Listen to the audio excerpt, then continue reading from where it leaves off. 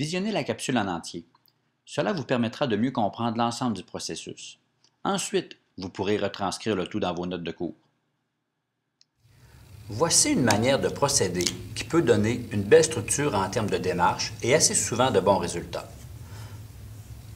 Une belle structure en termes de démarche. Vous savez que les démarches en mathématiques sont très importantes. Ce que je vous dis ici, ce n'est pas une vérité absolue, c'est simplement une manière de faire qui nous permettra d'obtenir des réponses en ayant une structure claire et qui pourra nous faciliter la vie lorsque notre niveau de compréhension est un peu moins élevé. Et lorsque nous comprenons très bien, ceci nous permettra de clarifier et de mettre vraiment proprement nos démarches, nos manières de faire. Ce que je vous indique, D, F, R, R, R. DEFR. Bon, la prononciation n'est pas très belle, on pourrait dire DF3R. Vous ne trouverez rien de la sorte dans les volumes de mathématiques, c'est simplement un petit truc, un petit conseil. Lorsque je parle de D et que nous sommes en présence d'un problème où est-ce que la géométrie est applicable. Donc, le petit truc que je vous dis maintenant est vraiment utile lorsque nous sommes en présence de problèmes géométriques. Lorsque je parle de D, lorsque nous sommes en géométrie, il est toujours très adéquat de reproduire un petit dessin de la figure qu'on nous parle, soit en 2 dimensions, soit en 3 dimensions, c'est-à-dire de faire une représentation. En plus de faire le dessin, il sera toujours intéressant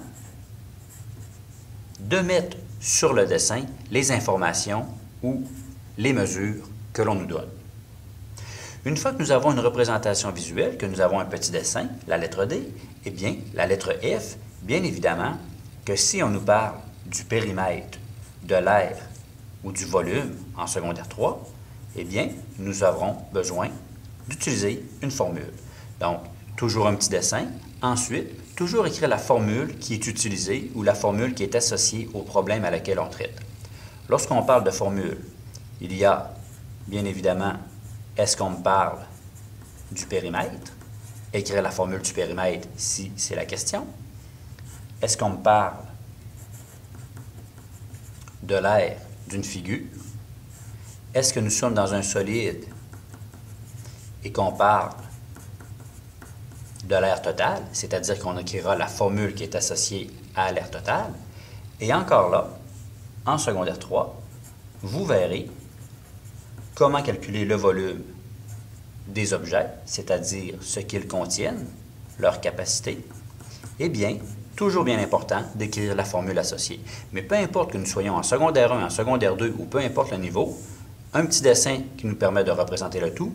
Ensuite, on écrit la formule de la question, la formule qui est associée à ce qu'on cherche ou à ce que l'on connaît. Une fois que nous avons écrit la formule, eh bien, il doit bien y avoir des informations ou des mesures que nous connaissons de cette figure. Eh bien, nous allons remplacer les mesures ou les valeurs. Donc, dessin, formule, remplacer les mesures et remplacer les mesures dans la formule. Une fois que nous avons remplacé, eh bien, nous allons commencer, je vous dirais, à résoudre, c'est-à-dire, nous allons commencer à calculer. Puisque nous avons remplacé les mesures dans la formule, eh bien, on commence à résoudre, on commence à calculer la valeur que nous voulons connaître. Et lorsque nous avons fini de calculer, règle générale, il apparaîtra une réponse ou il apparaîtra un résultat qui nous permettra d'avancer dans le problème, c'est-à-dire de poursuivre ou simplement d'avoir la réponse finale. Si vous respectez ces étapes en géométrie, c'est-à-dire DF3R ou DEFR, un petit dessin, toujours une formule, on remplace, on résout, ensuite apparaît une réponse, un résultat, eh bien je vous dirais que vous aurez une structure très intéressante en termes de résolution.